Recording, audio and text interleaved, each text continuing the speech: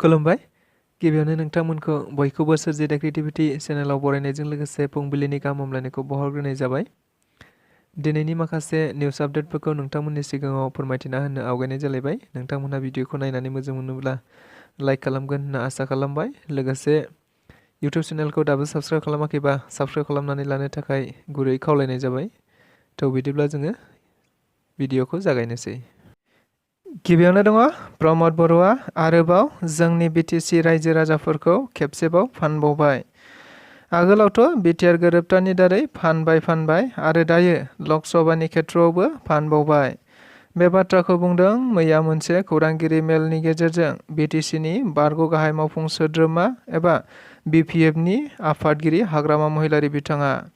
नंगौ, आथिखालाव आसामाव बिसायख'थि आय'गआ फोसावना होनाय बियाब दाफामनायनि मोनसे ड्राफ्टिं ओंखारनायखौ लानानैनो जोंनि ओनसोलनि राजखान्थि दोलोफोरखौ गावजों गाव गोबांथार गाज्रि रावफोरजों सोंखारिलायबाय थानायखौ समाजारि बिजोंनि गेजेरजों मिथिनो मोनबाय थानाय जादों।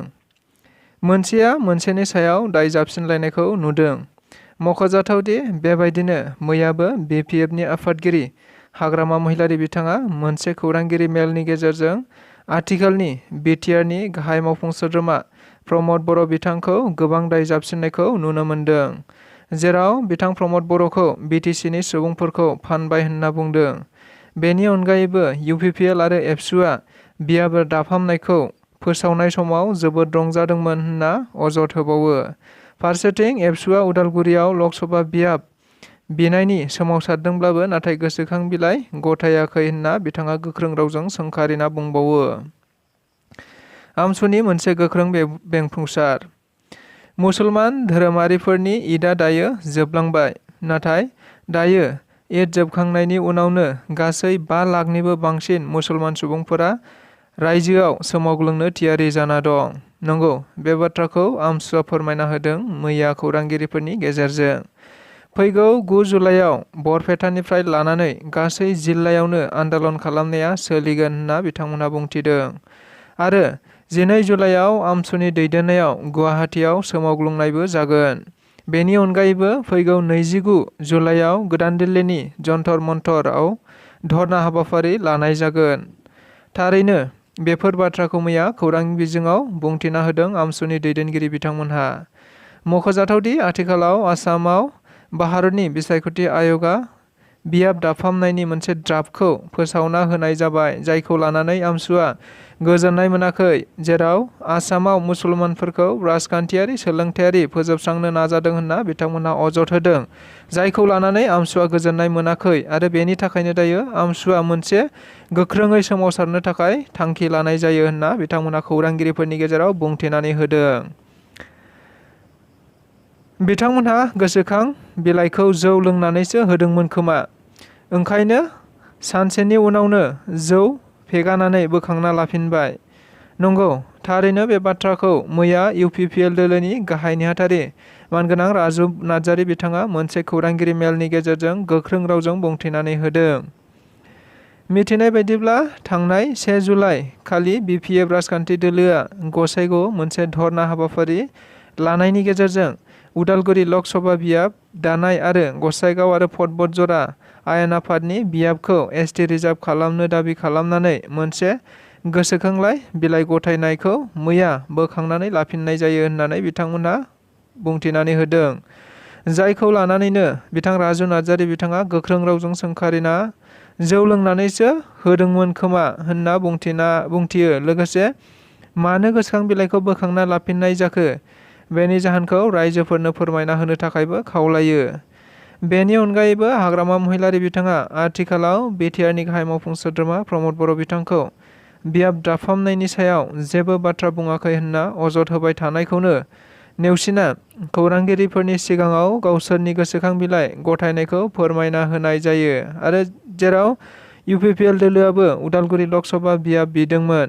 फारसेथिं थांनाय 2003 मायथाइनि 20 सेप्तेम्बरावनो हाग्रामा महिलारि बिथांमोनहा BTCआव ST रिजार्भखौ खमबो खालामनो मोना आरो बाराबो खालामनो मोना होनना मोनसे खोथा होना फैखादोंमोन। जुदि बेबायदिनो जामारोब्ला अब्ला मानो बिथाङा गाहाय मन्थ्रिखौ लोगो हमाखै? मानो हादरगिरिखौ लोगो हमाखै? मानो नखर मन्थ्रिखौ लोगो हमनानै सावरायलायाखै होननानैबो बुंथिबावो आरो बिथाङा गावनि राजखान्थि मुलाम्फानि थाखायसो बेबायदि खालामगासिनो दं होननानैबो गोख्रों रावजों बुंथिनानै होबावो मानगोनां गाहाय नेहाथारि राजु नार्जारि बिथाङा। आसामनि लाइमोनफोरनि थाखाय मोनसे जोबोद गोजोनथाव खौरां। थारैनो आसामनि लाइमोनफोरनि बेंक एकाउन्टआव थाबैनो 2 लाख रां सोनानै होनाय जासिगोन।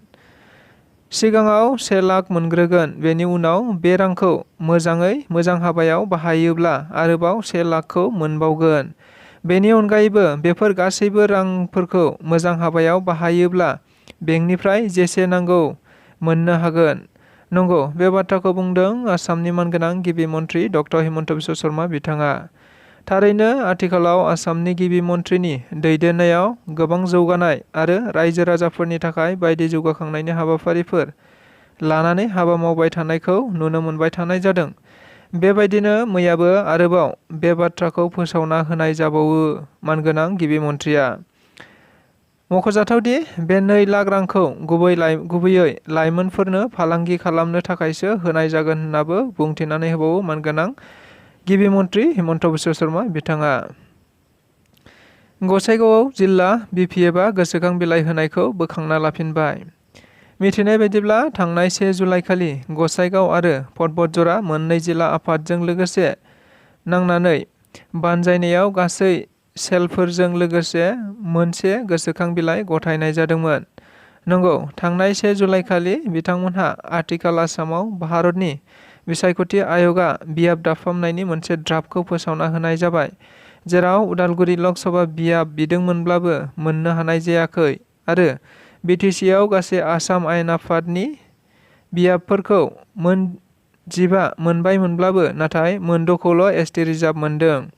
नंगौ, बेखौ मोनफिननो थाखायनो BPF दोलोआ मोनसे सोमावसारनायनि गेजेरजों भारतनि बिसायख'थि आय'गनिसिम गांसे गोसोखां बिलाइ दैथायहरनाय जादोंमोन।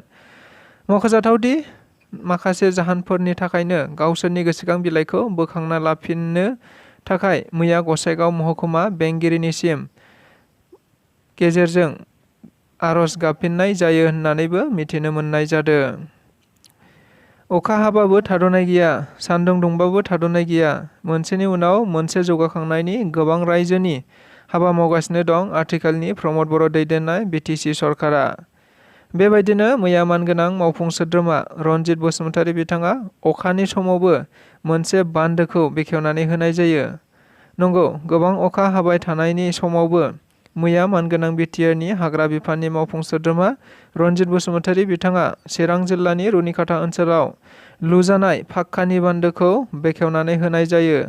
मख'जाथावदि बे बान्दोआनोल' मोनसेमोन जाय बान्दोनि गेजेरजों रुनिखाता ओनसोलनि गोबां आबादारि बिथांमोनहा दैनि जगायथायखौ मोननो हानाय जायो। थारैनो बे बान्दोखौ बेखेवना होनायाव दायो ओनसोलनि गोबां आबादारिफ्रानो रेहाय जासिगोन आरो बेखौ लानानैनो ओनसोलनि गोबां रायजो राजा आरो आबादारि बिथांमोनहा BTR सरकारनिसिम गोजोननायखौ फोरमायहरनाय जायो। बेजों लोगोसे दिनैनि रादाबा बेखिनियानो।